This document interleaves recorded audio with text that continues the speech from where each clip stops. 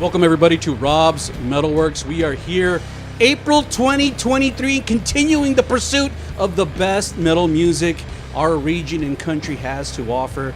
And yes, it brings me great pleasure to welcome a band from the East Coast, the first this year. Yes, I have with me Long Island's King Bastard here in the studio. Gentlemen, welcome to our show. Hey, thanks so much, Rob. What's up? Thanks for having us, man. I appreciate it. Yeah, it's great to be here, man. So awesome, guys. You know, I've been talking about chatting with you all for a little bit because I'm a big fan of your new record. I'm going to talk a little bit about that here in a bit. But like I said, you guys are the first kind of band outside of our region that I've had an opportunity really to work with this year. And I mean that kind of like independent band, you know, and I love supporting independent bands and talking about their music, especially when I have really become a big fan of it. And your record, It Came From the Void, kind of got on my radar a little late. It's been out a little over a year, but still, what a great piece of work. And I'm so happy to hear that you guys are working it still, because I think a great record needs to be supported the right way. And sometimes, you know, I see bands kind of cannibalize themselves because, you know, everybody's so eager to, you know, continuing to feed the social media and the market new stuff all the time. But so glad you guys are here. Welcome once again. Thank you. There's going to be people all over the country and world who will be watching this interview. And for those people, let's start at the beginning. Tell us a little bit about the formation of this band. All right. So you want to kick it off? Yeah. All right. So I mean, the band really starts on the first day of university, like orientation, where you're just like walking around. What school is that? Stonybrook University. Where's that at? Long Island. Oh, okay. Hometown university. Stonybrook. Yeah.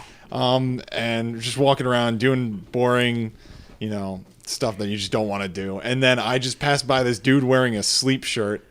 You know, the metal band Sleep. Right. Yeah, and I'm freaking out because I've never seen anyone even wearing a Sleep shirt at that point. And all right, yeah. Tell us the real story, Right, Mike. So I'm the guy who was wearing the fucking shirt. And hold on, Mike, real quick, guys. I'm remiss. I'm sorry. Let me welcome Arthur and Mike and Matt. And Arthur's the wonderful bass player, and Mike's the guitar vocalist, and Matt is the drummer. So continue, my friend. So actually, our synth player was a vocalist. Fun fact.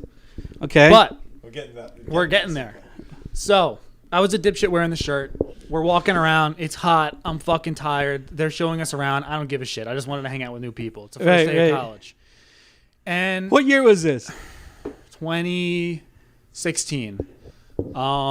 So I'm wearing the Sleep shirt and I'm walking around. I'm thinking nobody knows who the fuck this is. I went to a small high school. No, I was like one of the only metalheads in high school. Wow. And you didn't give a fuck. I didn't think anybody knew anything I listened to. That's how I grew up. So I'm walking by and then someone goes like, "Yo, that's Sleep." I'm like, "You know who this is?" He's like, "Yeah, that's Sleep, Dope Smoker. Like, I fucking love that album." And we started having we were having a moment. Like, as we were crossing paths in the way of everyone trying to get to the dining hall. And as we're having this moment, Arthur walks by. And we're I thought that was Arthur. No. Okay. We're clearly having a moment. And Arthur walks by, and then he just looks at me. He goes, "Dude, I know that band too." And I look at him, I'm like, "Shut the fuck up. He's fucking with us." I thought he saw we were having a moment and was just fucking with us. I'm like, "Come on, man. Like, Nate, like, what album is this?" And he's like, "Dope Smoker." I'm like, "No way." And so the three of us were friends ever since. Wow. To be clear, I wasn't the third guy. No. It was a different guy. Yeah. So our synth player Guido was the person who first spotted. Okay. Me. And is he the guy in some of the promo shots? Yeah. So we used to have a synth player, and he looks like a Guido. I mean that in a positive way, Guido. But yeah, so that we all met within like the first 5 seconds. And Guido was the synth guy? Yeah, so we didn't even start playing until years later after we met. We were just friends for like a couple years. Oh, okay. So you weren't musicians at that time? We were musicians, but we just didn't jam together. Yeah, okay. I was playing guitar for a few years. I played a little bass, and Arthur was in some other bands at the time. But like eventually we just kind of like, we're musicians, we hang out and we're like, why don't we like do something? Like, what are we doing? Let's be productive. Yeah, like what? Like we gotta like jam. Instead of just like smoking pot all day. Exactly. So we started off just jamming in my dorm room and pissing off all the neighbors. Really? Yeah. They let you do that in the dorm room? They didn't. Y'all had headphones on and shit. We were like, it's not quiet hours. Deal with it. But Wow. no, but we started off just me and Arthur just jamming, and we're like, jamming sucks without a fucking drummer. It's like almost not possible. Like we need someone to play drums. Right. We didn't know anybody. So we were like, how do you find a drummer? Like, what do you do? We're on campus. I'm just thinking like, you know what? All right, we got to do it old school. We're going to print out a flyer with pull tabs with my name and email. And just yeah. That's not how they found me. No, we're not even there yet. So we just, one night at like 2 a.m., we're just drunk running around, stapling them, taping them to everywhere we can find. And I actually got a few hits off of it. And this guy, his name is Spencer Flash. He's still a fan. He's awesome. Cool. He hit us up and he's like, yeah, you're looking for a drummer. Let's do it. On the poster, I put just like the most low effort. It was like stock image of like a baby playing drums. And I just threw in like band logos of bands we like. Rob, it was the worst looking thing. It was... It was pathetic. I just wanted to just go, this is what we like. If you like this, it'll catch your eye. That's it. Like it had like the Sword, Electric Wizard, Caius, Down, like a bunch of that shit. Yeah. And I was like, drummer wanted. Please, like, just reach out to me. And some guy reached out to me, and he wanted us to meet up at his house and jam and like just feel it out. So me and Arthur, we met up. We drove to his house. We couldn't fucking find his house. It's like freezing in November. We're walking around. Oh, We're God. like, where the fuck is this guy? We finally opened the door. He like, Was this on Long Island? Yeah. So we finally he opens the door. He's got like a drink in his hand. He's like already like kind of like tipsy, and we're just like, oh, here we go. All right. Was he a young cat like you? Or Yeah, no? he was like 2 years old. Okay. Than us, maybe. Okay. And he's just like, yo, what's up, guys? There's like a bong that's like 3 feet tall. Oh, on the God. table. And we're like, all right. He's like, yeah, come with me. Like, He might work. we're like, where's the drums? I think that was their thought process, right? Like, it might. We were just like, might work. he's checking the boxes. Yeah. But we got to hear him play. Yeah, So yeah. we go downstairs. We're talking with him. We're like, so like, what kind of bands you like? Blah, blah, blah. And he's like, oh, I like the Beatles. And we're like, okay. Black Sabbath, blah, blah, blah. Like naming like anything. And he's like, I kind of like that Uncle band. Like, what are they? Uncle Ass into something? I'm like, Oh, no. I'm like, okay. So he totally just saw Black Sabbath on the flyer and we're just like, oh, I kind of like Paranoid. So we're like, okay, well, we brought our shit to his house. We're like, let's just jam. Like, let's just feel it out. And we're like, so how long have you been playing? And he's like, oh, well, I've been playing. Like, I was in a band before, blah, blah, blah. I started like in May. And we're like, what do you mean, like May of this year? He's like, yeah, it was November. And we're like, okay. Well, you were in a band, right? You played live shows? He's like, yeah. We're like, all right. So he's probably got like his chops up to speed. Like, let's just do it. And we just plugged in. Like, I think I was playing through a keyboard amp because that's all he had there. And we were just jamming in the basement. And it was interesting, man. It was wild. Like it went places like Hand of Doom disco style. It was, As long as you had a good time and we're feeling it. Yeah, all this, the longest origin story ever is to say that like that's where we got our weird style from. Like was just trying to jam over just like a fresh drummer, someone who clearly had recently started drumming, and it caused us to have to think in a different way. And that's why we like it just feels like a critical part of our like the King Bastard like origin. It's like the when I hear your music, to me, it's just like an endless improvisation of heaviness.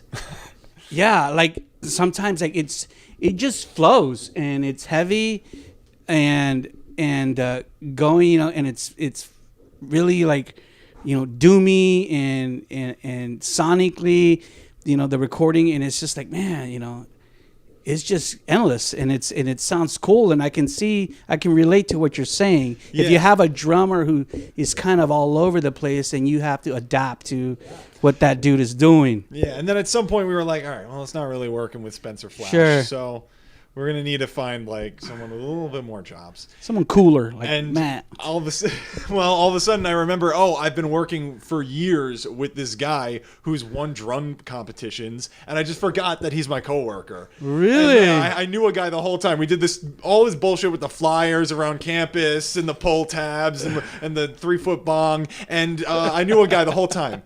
And yes, Guys, think smarter, not harder. So Go ahead, Matt. The conversation was more or less, hey, do you want to come play in a jam band? And I was like, I guess. Like, sure. And You weren't jamming with anybody else? I would like play with like random guys here and there, but nothing serious. You know, I spent most of my drumming career doing like solo stuff and local competitions, and that's kind of how I worked. And Had you been drumming a long time? Yeah, at this point, I've been drumming north of 16 years, I think. Wow. Yeah, it's like my favorite thing. Were you into metal and stuff? Oh, yeah. Or heavy into bands? metal, into heavy bands. Cool. A little bit different style than these guys. You know, I was kind of more into like prog or like even just like traditional Really? metal. Prog? Wow. Yeah, my favorite band of all time is Rush. Like, I obviously wouldn't say they're heavy, but Yeah, but sure, it's all the same shit. Yeah. So they were like, hey, you know, do you want to play in a jam band? And like, I didn't really know like what to expect. Yeah. And then, you know, I just showed up and we had a really good time. And then I was like, all right, we'll stick around and make it serious. I talk about this quite often because, you know, when you see a band, and you see them play together, you're like, man, these dudes have a chemistry. It's kind of like this chemistry you have with a romantic relationship, you know? And it either feels right and well, and when it does, that chemistry it reflects in the performance, you know, and in the music. And when it doesn't, it's very evident too. You know, I've seen bands and I'm like, dude, these dudes are like horrible because you can tell there's no cohesiveness within this relationship. And that's great, man. And sometimes, you know, it takes musicians years to kind of find that chemistry with other musicians. So you guys got lucky then, huh? Yeah. Pretty quickly. I kind of couldn't believe, because I said I always like to joke that like I'm like the wrong drummer for the job because they were like these stoner metal fans, and I'm like, I love Rush. And then I think it made for a pretty unique sound though on the album. Yeah. And that sometimes that's kind of cool too, because you don't want, you know, like the yin to the yang, right? You know, you don't want, you know, your chick to be exactly like you know, because then you're all gonna bump heads all the time. Yeah. You know, give what that other person needs, and then you get what you need from them. Yeah. So yeah, I understand, man. But that's great, and you can definitely feel it and hear it in the music. So I hate to use the tag stoner doom just because to me it's seemed overplayed. I've read some press where people are saying, "Oh, King Bastard, the psychedelic filth," or the psychedelic fuzz, or whatever. Yeah. What do you tell people when they say, "What do you play?" What do you say? What do you like to say? Question to answer. Yeah. It depends. I mean, on who's asking forget sometimes. about what everybody else say. What do you want to call it, or what would you say? I mean, I usually tell people it's psychedelic doom metal. Yep. I think that's a fair, kind of encompasses everything we do. Mm-hmm. But I mean, sometimes it goes beyond that. Sometimes it goes just straight in one direction, off to something else. It's kind of hard to just give it like one thing because, you know, when we do new stuff, it might be different. Sure. In my opinion, it's like it depends on the track you're listening to almost. You Sure. know? Like we have that song Psychosis, which is like obviously, you know, more just like straight metal, traditional metal, but then, you know, we have That's like is that the heaviest song on the record? I think it arguably, is. Yeah. But then you know, we have like that other song Kepler, and it's like I don't even know if you could call that metal at some point. I want to It's go like, live on Kepler. Yeah. It's like it's all psychedelic, but it's like different genres of it. Once the aliens teach us how to fucking bend space and time, we'll get there in fucking a week. Yeah. I mean, you know, I'm not one for tags either because, musicians, the good bands, the good musicians are always adapting and changing and growing as they continue to stay together longer. And we're going to get to new music later, but who's to say what your new music will be like? Because you yourself, as young men, will continue to grow and mature, not only in your playing, but what you like too, and what really tickles your fancy musically. That's great. And I know you guys, we're predominantly a metal show, but like I told you off camera, we love all heaviness. I love power metal too, dude. I love Rush, and I love fucking death metal and Dimmu Borgir, and I love fucking doom metal, and I love progressive stuff and power metal.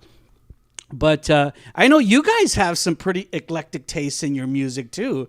You guys don't just listen to heavy stuff, but if you do, it's more like, totally off the grid heavy stuff.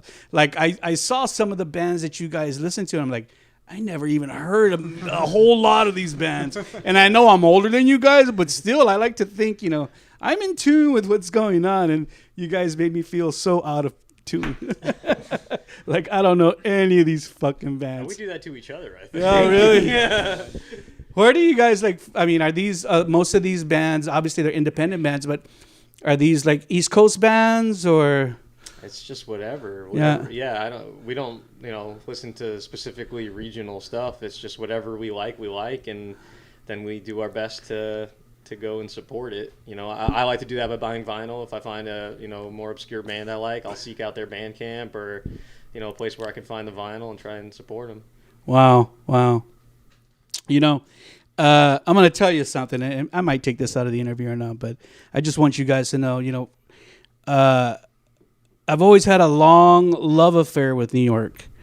There was a time back in the early 90s. I was just graduating from college, 91, 92. How old were you guys back in the early 90s? Not in the early 90s? Yeah. We were in like the Phantom Zone or something. I don't know. We weren't alive yet. Oh, really? Yeah. You feel out of touch yet? In the early 90s, New York was a hotbed for all the great metal that was coming out nationally. And remember, this was prior internet. So like bands like Propane, Biohazard, Madball, Typo Negative, and the best band, Life of Agony, or the bands that were on my radar. Now, if you look around in this room and you see some of these photos, you'll see me in some of these photos. I have a New York Yankees hat on. Do you notice that? Do you see that? I Okay. did notice that. Yeah. So in the early beginnings of Rob's Metalworks, I would always wear a Yankees hat. And people would always say, "Oh, Rob, you're a New York Yankees fan?" I said, "No, I hate baseball."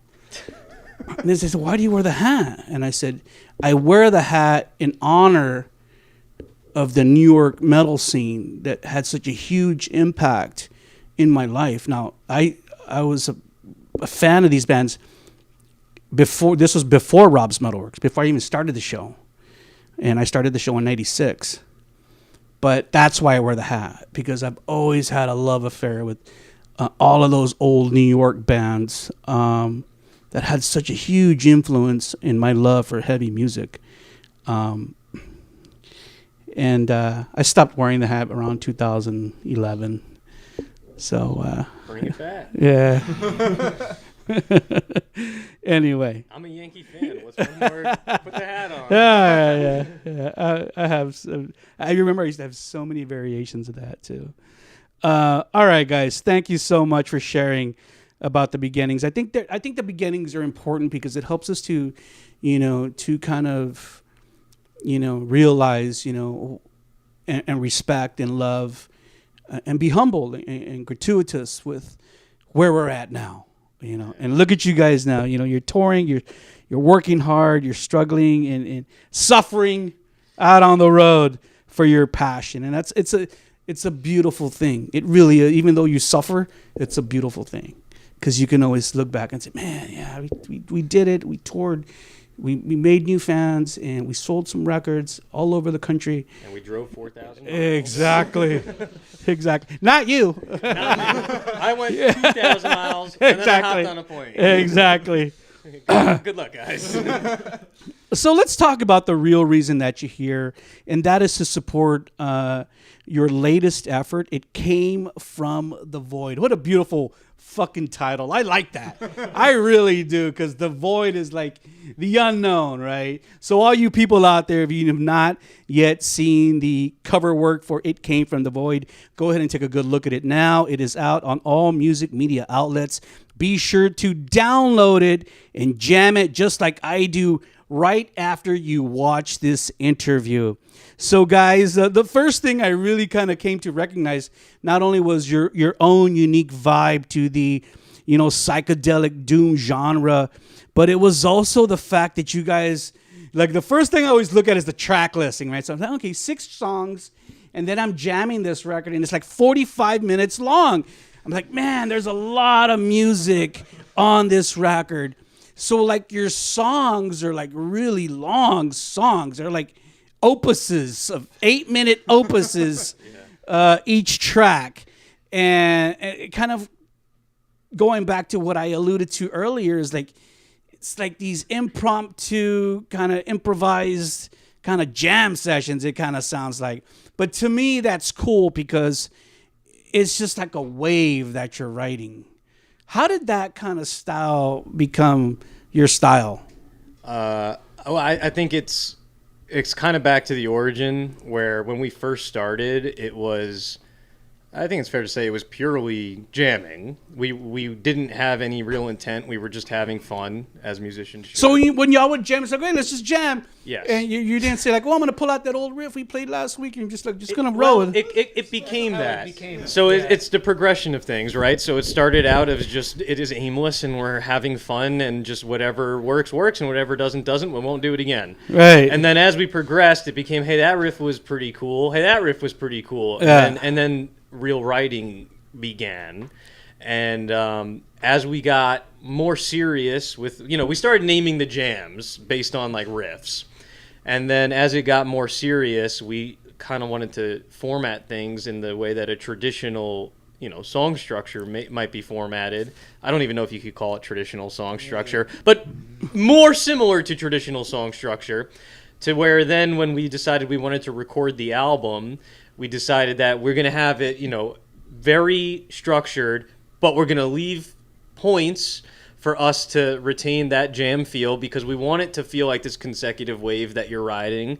And that, if you come to our show, it's kind of a beautiful thing that it's going to be a little different every time. But if you have a song that you really like on the album, you're going to hear the parts that you like. When you got a bass player like this dude, you have to leave that kind of window open, right? I mean, I don't want to blow smoke up Arthur's ass already, because he's always smiling, but Arthur's a great bass player. He's a great bass player, very talented guy, and so are you, Mike. You're too kind, Rob. No, I mean, I'm only saying what I feel, and like I told you off camera, I interview the bands that I'm a fan of, and I'm a fucking fan. And I really love this record. And, whatever you want to call it, the fuzz, the filth, the doom, whatever, I feel it, man. And it's so cool because I know you guys are talented dudes. And, when I hear something and I see you guys play, I've seen the videos, I'm like, man, these dudes are like, they have something kind of special here. But that was one of the things that I just said, man, this is a lot of music for the dollar. So all you people out there, don't forget that. 40, and I throw this record on. I just, I'm getting dressed in the morning, and I'm just going on about my business and jamming. Let's talk about the title real quick. It came from the void, and we were talking sci-fi before we started rolling. Tell us a little bit about the title. I don't know how that came about, actually. I don't remember. We are really bad with coming up with names, and I don't think we named half of our album songs until like the second day at the studio. Oh God! Recording them. You guys didn't do good in English at fucking Stonybrook or what? Did not do that. Not my major. But I remember we were in a pizza shop in between like recording in Queens, and I kind of had like an idea. Like I always wanted our album cover to be looking like those old school sci-fi horror film posters. Or like a comic book. Yeah. I really thought that shit was cool. It is cool. It didn't end up happening because it's really hard to commission someone who like in an affordable price to do something to pull it off. We didn't end up doing that, but the title I wanted to do, I thought It Came From the Void would kind of encompass that sort of art style. And I still really liked the name. So even though we changed the album art, we went with It Came From the Void. And part of what, like the whole Void thing, there's this black metal band called Kraft, and they're freaking sick. Probably one of my favorite bands of all time. Where are they from? I think they're from Sweden. They are crushing it in like the newer black metal scene. And they have an album called Void, which is one of my favorite albums of all time. Oh, wow. So that kind of was like where the name came from in a way. That in combination with my love of sci-fi and horror. Nice. Yeah, my favorite movie of all time is the 1979 Alien. Oh God! Don't even go there. So I see all the figures up here. Yes. So Yes. Oh my God, dude, you and I are like brothers. Yeah. No, I saw the xenomorphs over there. Oh, you haven't seen my aliens in my game room. Oh, I gotta go. I'm a huge aliens fan. Yeah. And she gets upset because like I can watch those movies over and over, she gets upset. She's like, "We've seen that movie 1,000 times already." I'm like, "So what? We're going to bed. Just like listen to it." My girlfriend had never seen it, and they recently had. I'm sure you were aware of it. They re-released it into movie theaters for a little bit for the anniversary. Yeah. And man, that movie still scared her. Have you ever seen the director's cut? Yeah, I think I have it on DVD. Where they show in the Alien, Yeah. in the first one, and I don't know why they cut that scene out, but they show how they were cocooned. Yes. Yeah. It's a weird scene. And I don't know why the fuck they cut that out of the first movie. Yeah. Yeah, it would have really lent a lot to Aliens. But yeah, in the director's cut, Ridley Scott showed where they were cocooned. Yeah, dude. Oh, God. So, we're going to talk when we get off camera. Sorry to get off topic, but No. it's like, a lot of the album, even though it's instrumental, is supposed to be telling this story about this out of space science fiction, love that, we all have. Yeah. But yeah, that movie in particular is my favorite, hands down. I think, and not to get off on a tangent about religion and mankind and I kind of feel personally our movement into a new era of mankind where we are coming to the self-actualization that we're not alone, that, there's a huge history of our planet that we don't know about, and that, extraterrestrials had a part to play in it, I kind of believe that, while I do believe it, but still, I do believe there's a higher power. And I think there was a point where, like, I started getting into all the sci-fi stuff. Like, you guys had put, like, different samples in the record. And then I also love the spoken word stuff. I mean, there's so much cool stuff in this record. And then I remember jamming to it, when I finally got it from Paul over here, I was like, where's the vocals at? There was like no vocals. I was like jamming in, and then I said, oh, there's some vocals. Yeah. Like I'm getting like a minute of vocals here. So talk a little bit about it. There was a limited amount of vocals, and then you guys kind of decided to kind of input some of these other things? Yeah, I mean, originally we were just an instrumental band. You know, we were just jamming. We just knew how to play instruments. None of us knew how to sing really. But then there was just that one song, "Psychosis in a Vacuum," it was so heavy that it just felt like it needed screaming, like harsh vocals, right, to like really get the message home. And so our synth player at the time was able to deliver those harsh vocals. We just locked them in a closet, gave them a mic. We did. Oh, half the record is like DIY, by the way. Mm-hmm. Well, part of it's in the studio, and a lot of it was this year-long project on our own.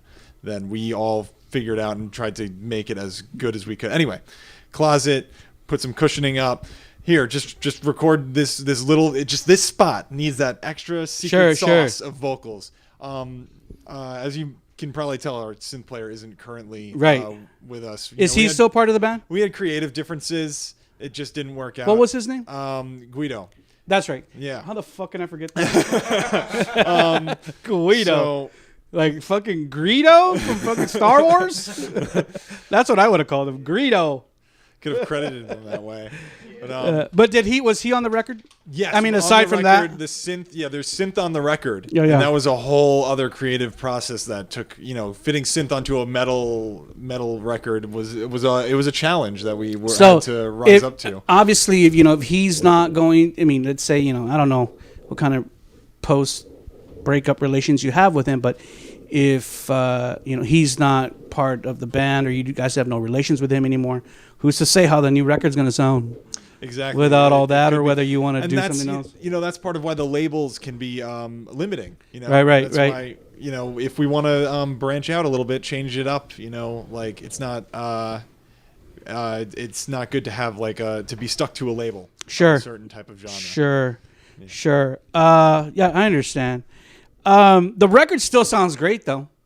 It sounds great on my stereo. I mean, and that's great because, as technology continues to enhance and, more DIY projects can come to fruition and still be high quality. That you guys, you said you had recorded a little bit at a studio? Yes. So it was actually the recording process itself was its own artistic thing. We wanted to capture that live feel, that that jamming, that improvisation stuff. So we went to a studio in Queens that Mike's uncle from another doom band, Unearthly Trance, he hooked us up with that. We went to that studio, 3 of us, bass, drums, and we did rhythm guitar there, all live off the studio floor.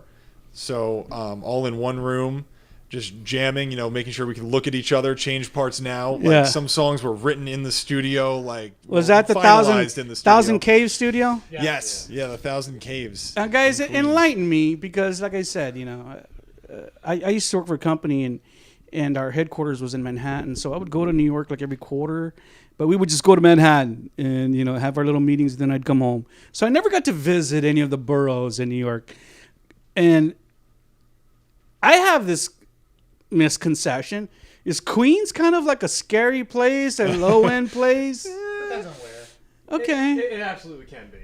It can be, yeah. I don't know if it's a misconception. Okay. But that's not our, we live on Long Island, so it's not really our life. Yeah. You just go there and get the fuck out.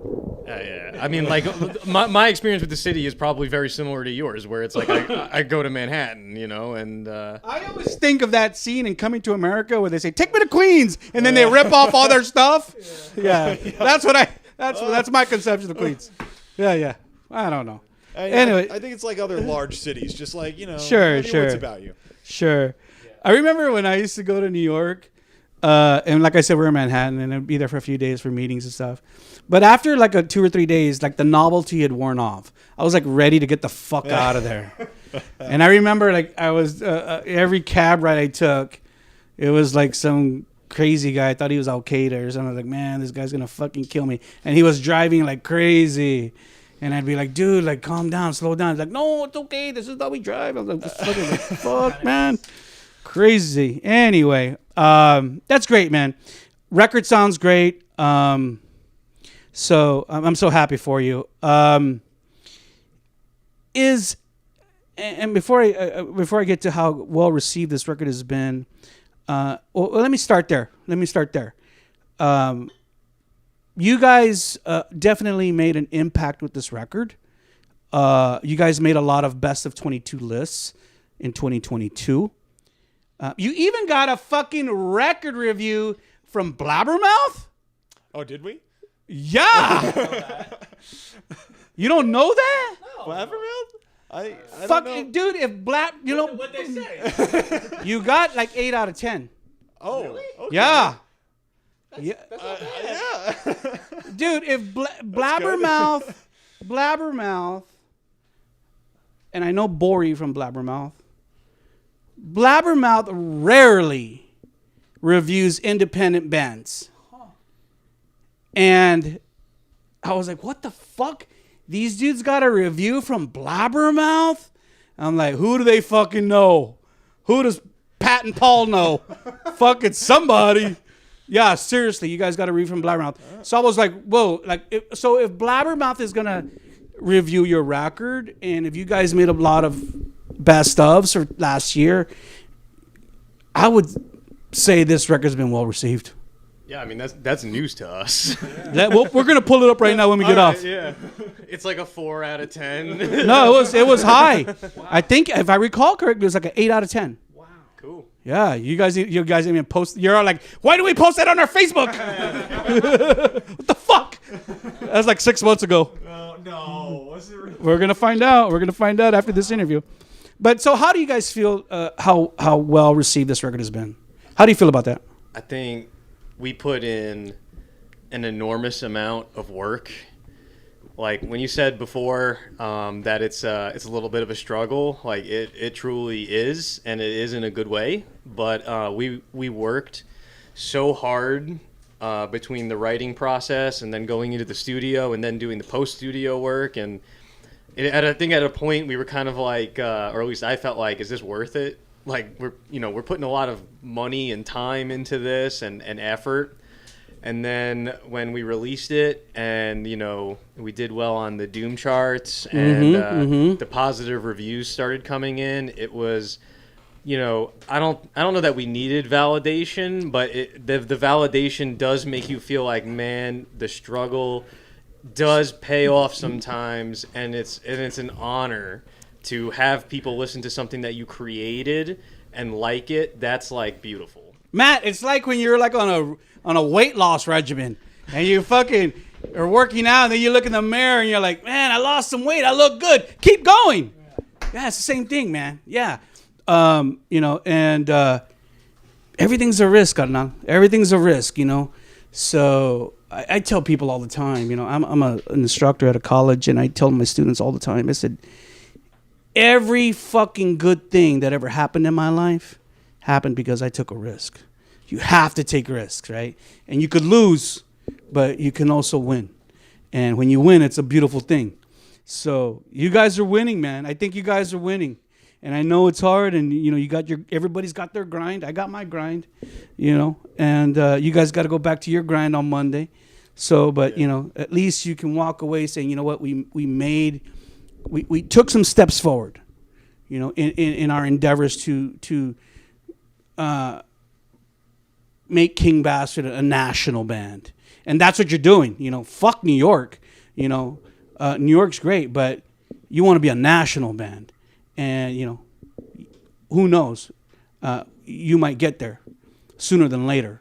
So that's leading up into my next question. Is securing a record deal important for you? I think I could speak for all of us and say no.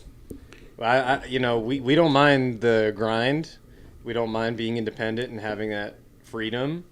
I don't think we need a record deal. But what about the distribution and the marketing and stuff like that? I think that's a very honest and fair question because, no, that's something that we struggle with, obviously, is, distribution and advertisement. Sure. And that's all stuff that's And really that's what the hard. record deals are doing now. I mean, forget, you guys can get your own publicists, and you have some people working with you on the back end, and we're going to talk to them later. But, the distribution and the marketing efforts, getting so that way when you travel around the country, you're going to meet people like Rob's in every city and doing pub in every city and getting magazine interviews. And you never know. Some fucking guy sitting in a fucking Polish office might say, I love this band. I want to give them a deal. And get you a deal. And then before you know, you might be doing tours in Europe. Yeah, I mean, we said like we wouldn't shut the door For sure. It's just with the first album, especially not knowing how it was going to be received, and it just wasn't a priority. And send them a link to the Blabbermouth review.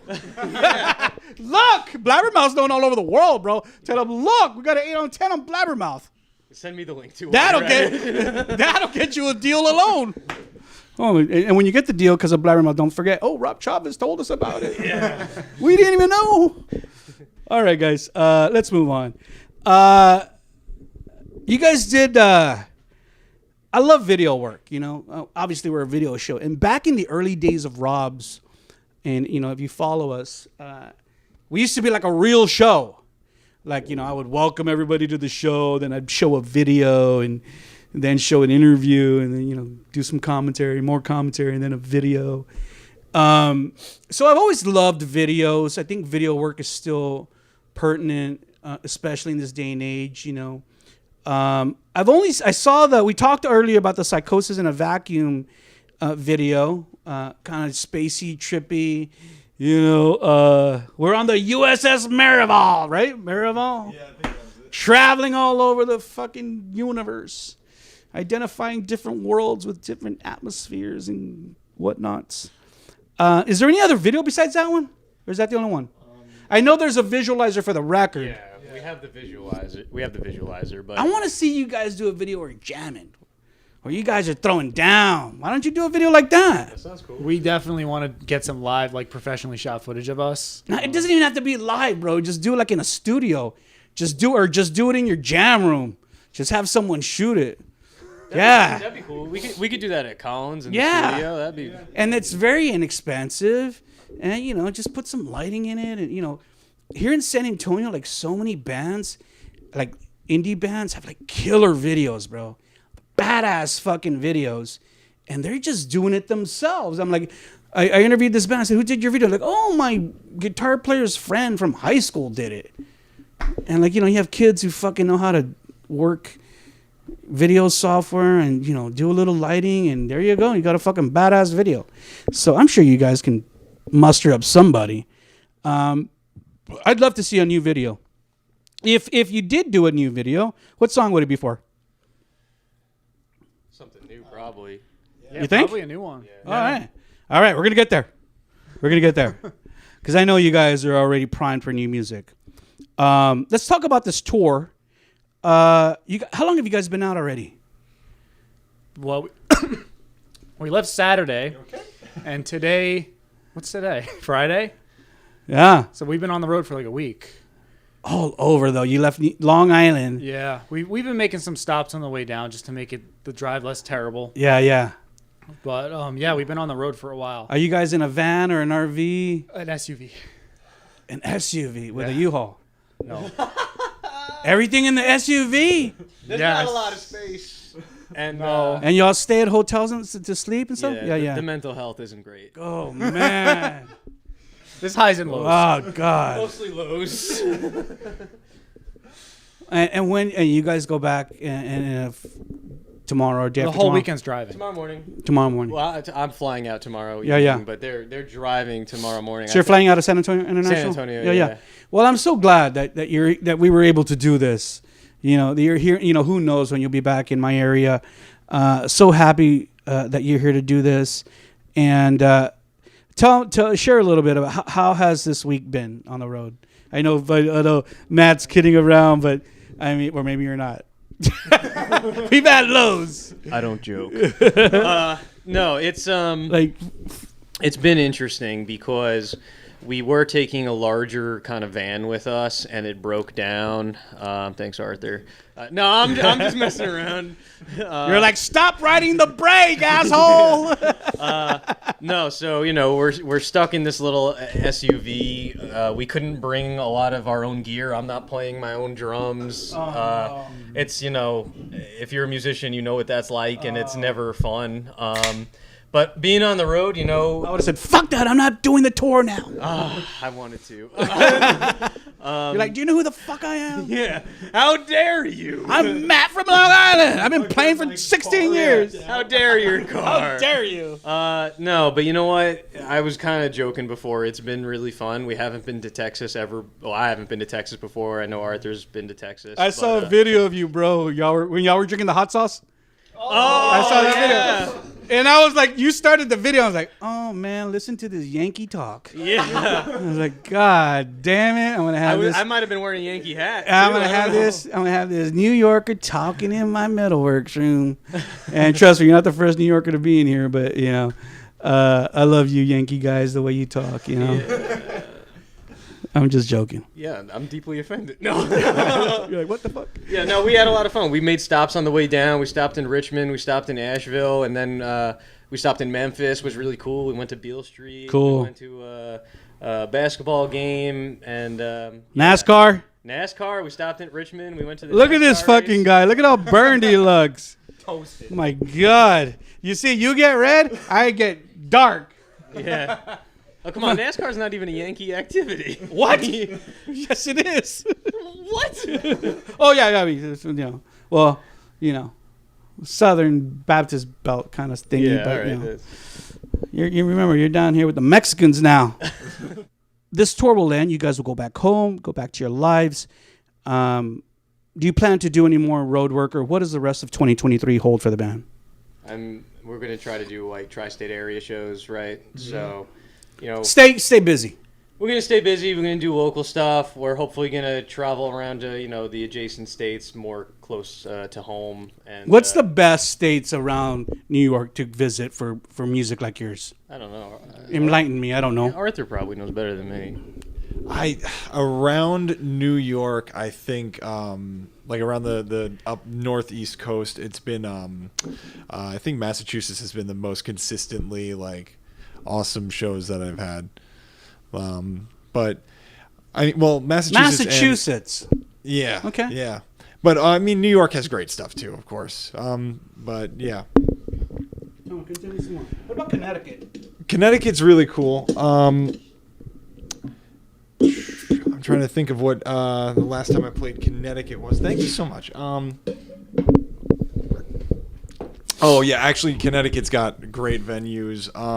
Great bands. It's everywhere. Everywhere is different, but also the same. It's one of those things where, you notice the small differences, kind of like how you were saying before. Like, we're all just people, and it's just you notice things that are just like common through lines between everywhere you go. It's always still a venue. It's always a late night, and it's always, is this crowd gonna be the one that like gives us the energy that we're giving back? Is this going to be the crowd that's like with us, headbanging, moshing, or just like really into it? Someone who like gets it and afterwards is coming to talk with us, hang out. Or, sometimes you just get a crowd that's like, they're just like this. Yeah. They're just, and if it's just not their thing, or they're having a bad night, all right, that's cool, man. Yeah. But it almost seems like it's random, like a roll of the dice sometimes. Yeah, yeah. And there's so many factors that come into it. The weather, the day of the week. Whatever. Where you are in the country. I'd love to see you guys play like Latin America. Man, bands go down to Latin America, I wish. and they're like fucking rock stars down there, dude. Because the fans are so deprived and impoverished that when they have American bands go down there, they're just like so rabid, And I think you guys could go down there and be big. But again, you need that distribution down there. People aren't going to know about King Bastard unless you get some fucking distro down there. I will about rabid, places to play. Like I've definitely experienced that with like Nevada Arizona, where Yeah. it's like these states that are, they're kind of like left behind by some of the bigger bands sometimes. For sure. And then, coming through there, the response would just be like New amazing. Mexico, And it's for like, sure. why do more people not play these areas? Did y'all should on the next run do El Paso. Yeah. Oh Yeah. yeah, that would be really cool. And I know, and if you need a contact, the guy who runs the biggest rock bar in El Paso is my friend. His name is Matt Martinez. He runs the Rock House in El Paso, the main metal bar in the city, and he books everybody. And I'll put in a good word for you. You'll get that gig, and the El Paso fans are wondrous. I do events. The last time I did, I used to do my own events. The last time I did my own event was in 2018. And my events are always called the Rob's MetalWorks Showcase, and we have bands play, and then I interview all the bands, and the last one I did was in El Paso, and believe it or not, my followers, my second biggest city is El Paso after San Antonio. Yeah. Okay, so let's talk about what lies ahead, and let's talk about new music. Have you guys already started writing new music? Oh, we started recording actually. No!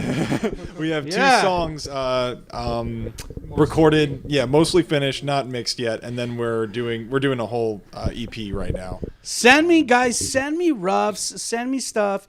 I keep it private, just so that I can be in the know, because I get all the pre-release stuff from the labels and stuff, and as long as I am in the know with what's happening with your band, that allows me to talk about you. So, send me stuff, man, and tell me, Rob, check out this track, or send me a final track. Some bands don't like to send roughs out. I like to listen to roughs, and just so I know what's happening. But some bands are saying, I'll send it to you once after it's mixed and mastered, but before it's out, you'll get it.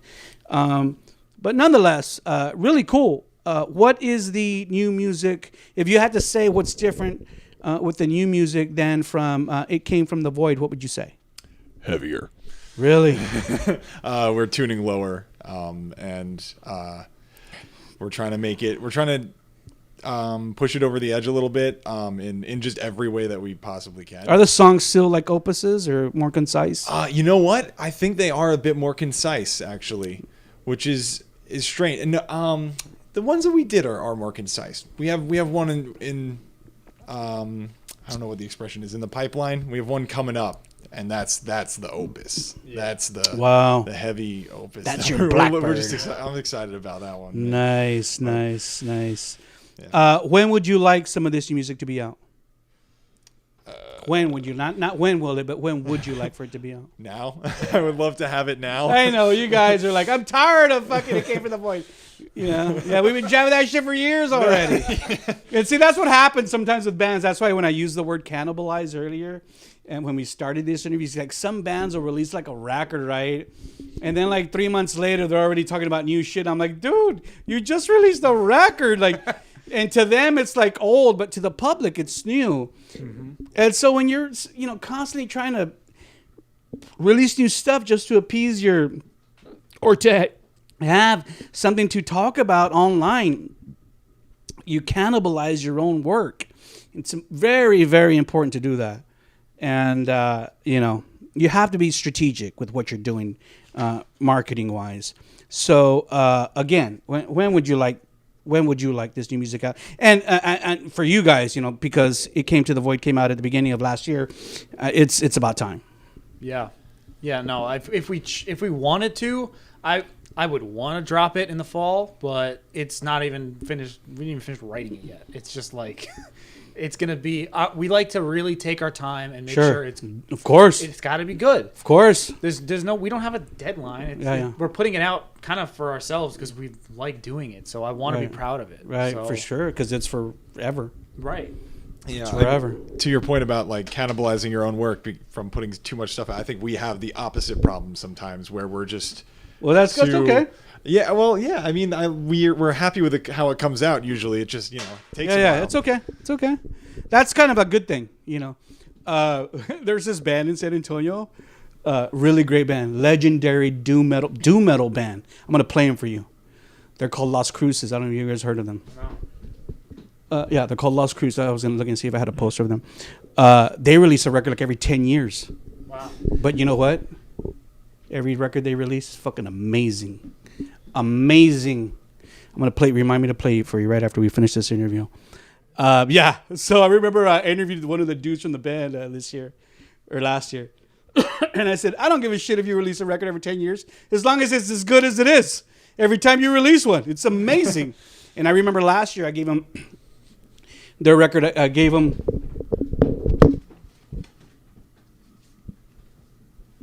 I gave this record number three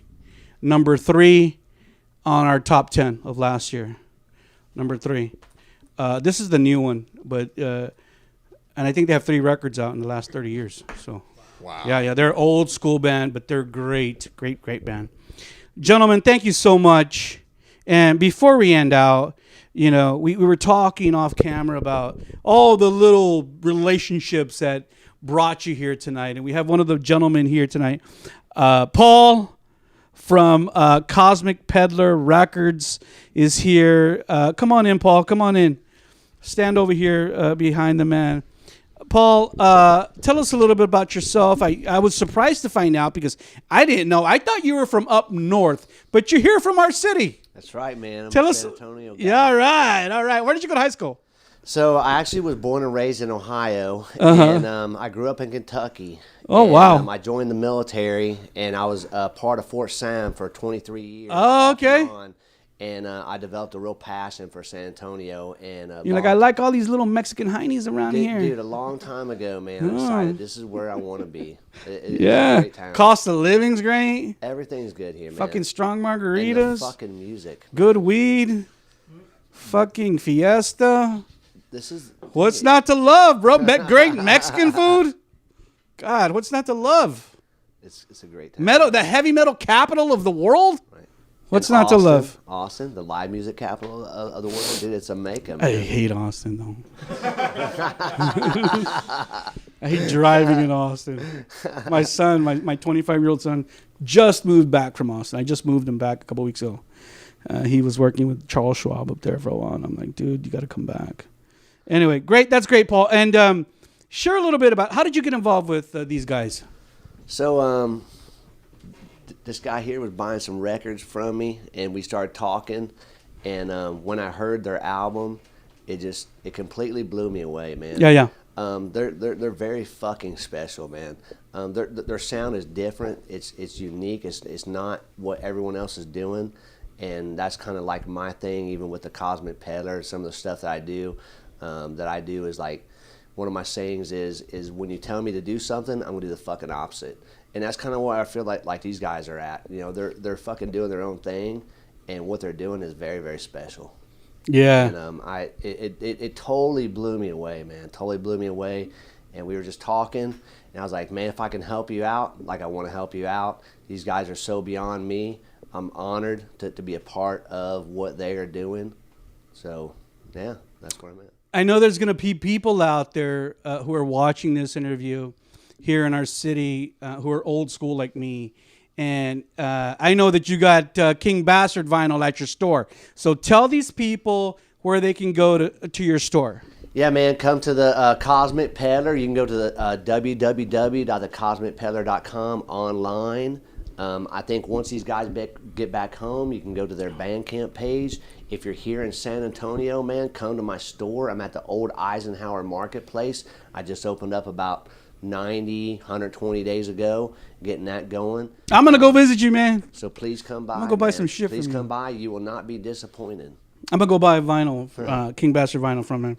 And my record player. I'm going to put it fucking right here. I'll put my record player right here. I'm going to put my Cliff Burton right on top of it. Hell yeah. Yeah, man. Thank you so much, Paul. Without you and Pat from Monster Riff, this interview would not have happened. So I appreciate your efforts in supporting these guys and bringing them on my radar. It's people like us, man, who facilitate, the success and the continued perseverance of these bands who work so hard to get their music out there. So thank you very much, man. Thank you so much. Great meeting you, man. I hope we can continue to work together. Contacted you, man, because everybody told me, And I do a lot of shows. I've been in the scene for a little bit now. Yeah. You know, I know you're the man when it comes to San Antonio and it comes to metal. And these guys are metal. For sure. You're the man. So Thank you so much. Thank you so yeah. much. I better be. I've been doing it for long enough. Long enough. Thank you, Paul. Gentlemen, as we get to near the end of this interview, I'm going to allow each of you an opportunity to share your gratitude, your love, your thank yous to anyone in your life, in your musical life, in your personal life that you want to. So go ahead and start, Arthur. Just thank you to anyone who's listened to us. Even if you didn't like it, still thank you for the listen. Getting a shirt, a vinyl, CD, any of that really helps us out. Coming to any of our shows, thank you so much. There's a million people in my personal life that I could thank, but I'm just going to stick with, like, if you're a fan, you've supported us, thank you. You mean everything to us, literally everything. Yeah, man. I mean, it's all about the fans. It's crazy to me that people are even fans of us. Like, sometimes I go to the post office to ship out CDs from Bandcamp. There's some guy from, like, Africa who bought a CD. I'm like, what the hell? I'm like, that's pretty cool. Like, some dude in Africa knows about us. That's crazy to me. So I'm, like, endlessly grateful for that kind of support from people all over the world. And, on top of that, like, couldn't do it without these two guys, of course. Like, for sure, we're a fucking team. Like, we're brothers. For like, sure. We work great together, and I'm really proud of that. Like, if we were dysfunctional personality-wise, this wouldn't have happened. And, I want to thank Paul for getting all this shit together for us. I mean, again, we would never have been here if it wasn't for him. Paul, take care of that shit about the show tonight. We don't want to hear about it. Just take care of it. But through thick and thin, man, he's been with us. He's been helping us out. I can tell he really cares, man. It's awesome. For sure. That, and of course, I want to thank my family for supporting me in my musical endeavors. It's just great to be surrounded by people who are supportive. For sure. All right. What about you, Matt? Yeah. First of all, thank you to my mentors who I've been learning from my whole life. John Macaluso and Bobby Rondinelli and my cousin Brian for getting me into drums years ago. But yeah, how do I know you're from New York? You're throwing out all these Italian names and shit. The fuck? But John Macaluso and Bobby Rondinelli especially, like I owe most of my drumming career to those guys. Nice. And my family for always allowing me to play drums in the house when I was growing up, and that was, I'm sure, a nightmare. And then of course, like, these guys for getting me on board. And anyone who comes to a show and supports us, even if you don't buy a t-shirt or anything, it's all good. Like, you come and you check us out, like, I love you, thank you. Awesome. Thank you guys for sharing so much and for taking the time and the effort to come do this interview. You guys are now part of the annals of Rob's MetalWorks, and you'll live on forever, long after we are both gone. Me first. I want to say this before we end out. I think you guys, I would agree with Paul and say you guys are a special group, and you guys have a great thing going. But always be aware that the smallest little things can derail. The most important thing is to maintain the brotherhood and the cohesiveness of the band. Okay, take care of each other. Take care of each other's mental health. Be respectful of your personal interests too. Sometimes, like we talked about that other dude from Mono who said we had a kid, they got to leave. Okay, man. I respect that if you're having relationship problems, money problems, whatever. Everybody has problems, and that could derail our work ethic. But we have to continue to support each other. Rob, it's interesting you mentioned that. I know we're wrapping up here, but go ahead, man. Earlier this week, I got a call from my mentor that one of my good friends unfortunately got hit and killed by a truck. Ugh.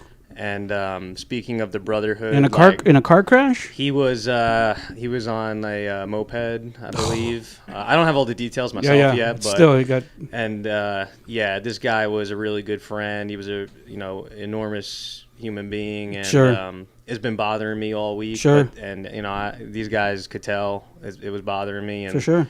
We were at a gas station, and they just gave me a hug, and sure, that's all it takes sometimes. Yeah, and it helped, man. So. Empathy. Not sympathy, empathy is a beautiful thing. And yeah, man, you got to support and don't be afraid. You know, I told Thomas all the time. I tell him all the time, I love you, man. You're my little brother. I love you. I'm here for you. You're not alone. In an age and era where mental health has become like this huge topic, and you know, there have been people even in our local scene who've committed suicide, and you know, they're drugging or really drugging, and you know, people are suffering. You know, remember we heard about how many people in the national music scene that we heard like killed themselves, like Trevor from Black Dahlia, and you know, all these other people, and it's like you never even know these people are suffering because they don't have anybody to talk to. They don't have, and Trevor had a band, you know. That means like he couldn't go to anybody in his band or his chick or whatever and say, hey, I'm suffering, I need your help. And sometimes people are too proud. As men, you know, we become proud and we feel like, oh, you know, we can't be vulnerable to those people that are around us. And you know, not that you have to be vulnerable to the world, you know, not put your whole fucking shit on Facebook and shit. You don't need to do that. But with people in your lives, you know, your chick, your best friend, talk to them, you know. And that's the only way that we're going to continue to survive, especially in this fucking crazy world that we live in, bro. So give me some more King Bastard to keep me sane. Right? Yeah. That's right. I look forward to the new music, gentlemen. Thank you so much. Hey, what a great so fucking interview. What a great interview. Thank you, man. I never know what to expect when I meet fucking crazy New Yorkers like you guys, but you know, you guys are some cool dudes, man. And I look forward to seeing you tonight. I'm going to be at the show tonight.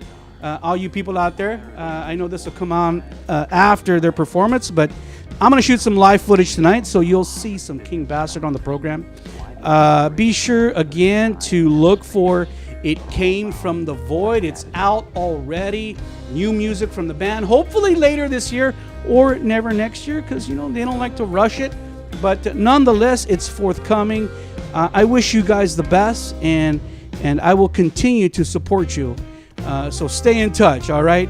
Remember, everyone out there, you saw the band from Long Island, New York, King Bastard, only right here on Rob's MetalWorks.